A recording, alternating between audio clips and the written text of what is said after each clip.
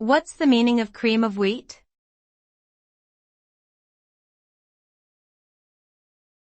Cream of wheat.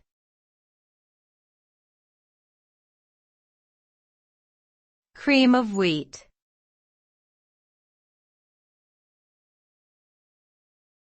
Cream of wheat.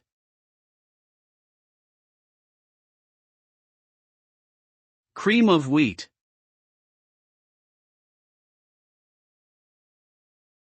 Cream of wheat is a brand of farina, which is a type of hot cereal made from milled wheat. The product was first introduced in the United States in 1893 and has since become a popular breakfast food. Cream of wheat is made by cooking the farina with water or milk until it thickens into a porridge-like consistency. It is often served with sugar, butter, syrup, or fruit. The resulting dish is creamy, smooth, and comforting, with a mild taste that can be easily customized to suit individual preferences.